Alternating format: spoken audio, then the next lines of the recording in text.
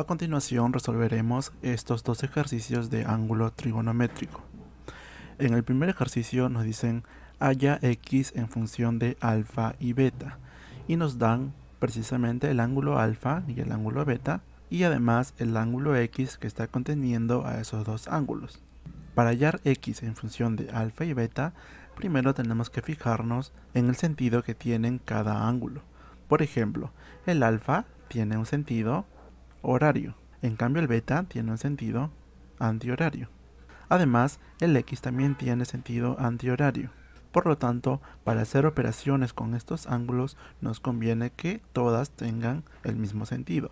Y lo conveniente es que acá el alfa cambie de sentido. Y si el alfa cambia de sentido, su ángulo ya no va a ser alfa, sino va a ser menos alfa. Por lo tanto, eso es lo primero que haremos. Convertimos al alfa en menos alfa. Entonces al alfa le cambiamos de orientación, pasaría a tener esta orientación y como cambió de orientación le cambiamos su signo, pasaría con menos alfa. Ahora sí nos damos cuenta que cada ángulo tiene el mismo sentido. Por lo tanto, recién ahí podemos realizar las operaciones y nos damos cuenta que x va a ser igual al ángulo menos alfa sumado con el ángulo beta. Y nos damos cuenta que x ya se encuentra en función de alfa y beta. Por lo tanto, x va a ser igual a menos alfa más beta. Ahora veamos el siguiente problema.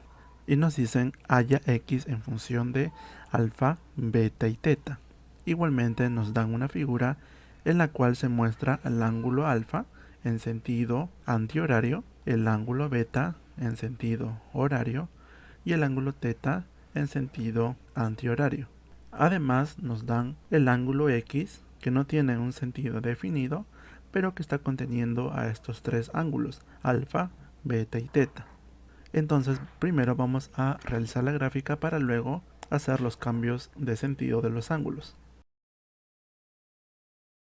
Entonces tenemos el ángulo x, que no tiene un sentido definido. Ahora nos damos cuenta que el alfa tiene un sentido antihorario, el beta tiene un sentido horario y el teta tiene un sentido antihorario.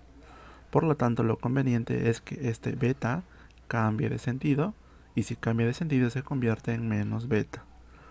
Por lo tanto, vamos a copiar los ángulos. Acá sería alfa en sentido antihorario, beta en sentido antihorario, ya que le hicimos el cambio de sentido, y teta también tiene un sentido antihorario.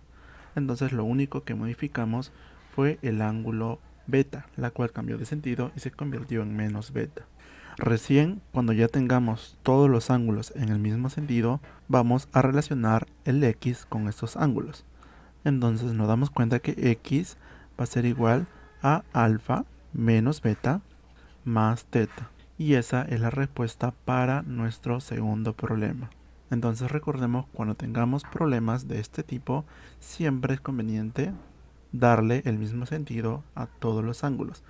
Cuando ya hayamos hecho eso, recién buscamos una relación. Entonces eso sería todo con respecto a este video.